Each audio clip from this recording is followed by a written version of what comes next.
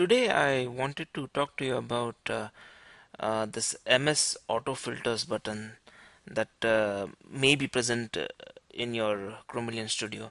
Um, I believe if you have Chromeleon 7.2 SR3 and above, you'll have this button present. And I bet many of you are wondering what it does. Um, Let me go ahead and click this. And as soon as I click it, you'll see this MS AutoFilters pane, this one, pop up. And what it has is the extracted ion chromatograms for all the scan filters in your method. Okay, so what does that mean actually? So if um, uh, if you're working with the SRM or SIM sim, you'll have different scans, right? For example, let me show you. Let me go to my instrument method, and in my MS method, this particularly is an SRM scan type, selected reaction monitoring, for those who don't know what that is. So where I have these pesticides that I'm monitoring or I'm measuring, and I'm looking for so this is MSMS data, right? SRM means MSMS data. So this is the precursor mass, this is the product mass, and this is the collision energy. So for each pesticide, I have one quantitative ion and two confirming ions. So that's why you'll see three uh, scans for each pesticide. So this is mevin, phosphorate. So all of these pesticides that I'm monitoring have one quant and one and two confirming ions. Okay, so each of this is a scan event. Okay, each of this one is a scan event, this is a scan event. And if I go back to data processing, and if I look at the chromatogram, so let me unclick the MS autofilters, and this is the chromatogram window. You'll see something that looks like a peak, for each of these pesticides. But if you zoom in, if you zoom in, um, you know, what looks like a peak from far is actually many jaggedy peaks. And I bet many of you are confused, just like I was. What the hell is this? What in the world are these jaggedy peaks? These don't look like peaks, right? But this is how the MS data is displayed if you have multiple scan events. If you have just one full scan, no problem, you'll see you'll have peaks that look normal. But if you have multiple scan events, you're measuring different different scans, product ion, uh, or precursor ion going to product ion at particular collision energy at the same time. Uh, you'll have these jaggedy looking peaks. So do not integrate these peaks and think that you'll get the right results.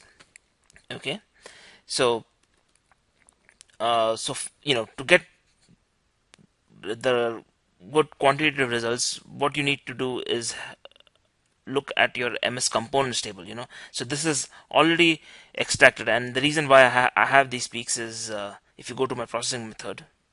Okay, let me bring this up.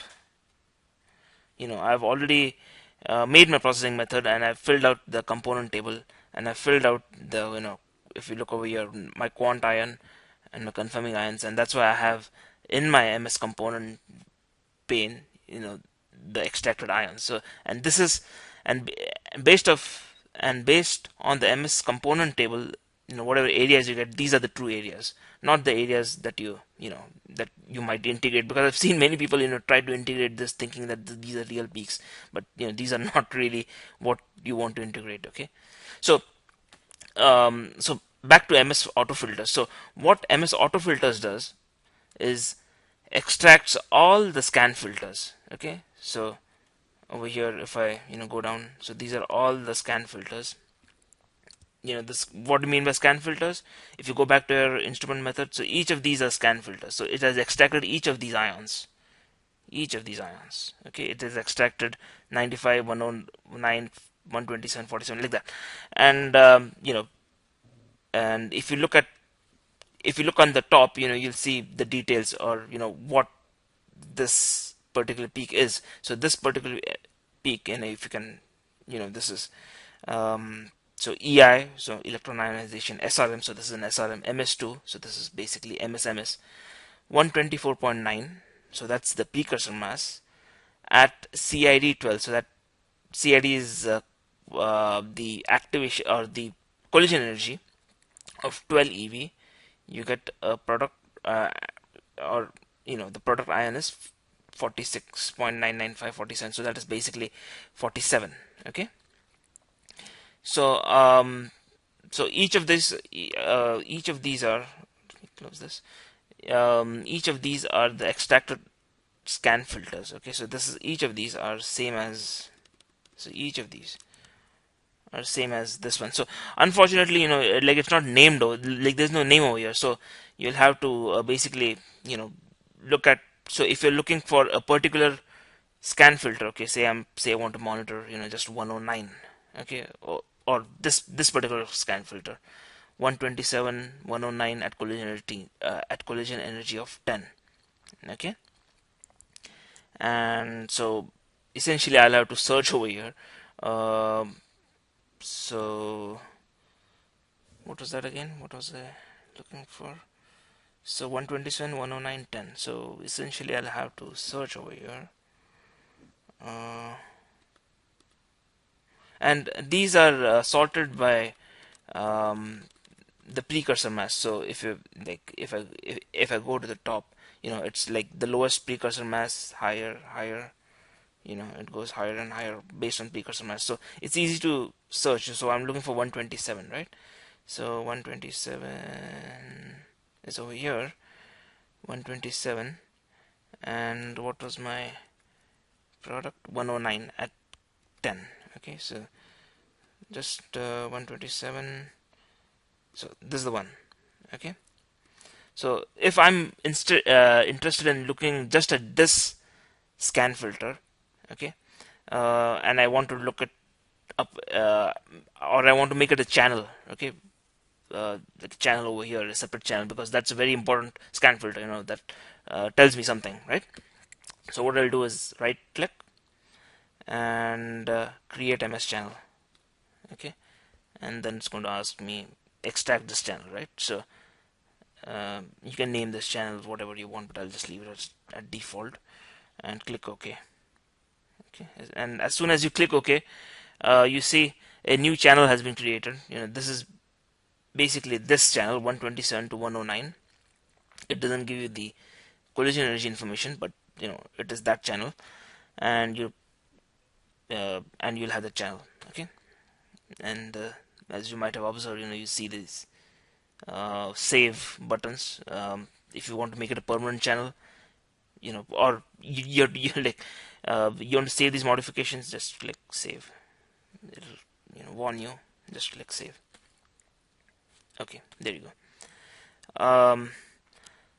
Other thing, another way of doing this is if you right click and go to properties, and if you go to this auto filtering, okay, and basically what your precursor mass is, so you can just type it in, okay, and just press enter. Okay, there you go. So the precursor mass 127, there are two scan filters, both of them are probably for a different compound. So this is the one I want, right? And then you just click close.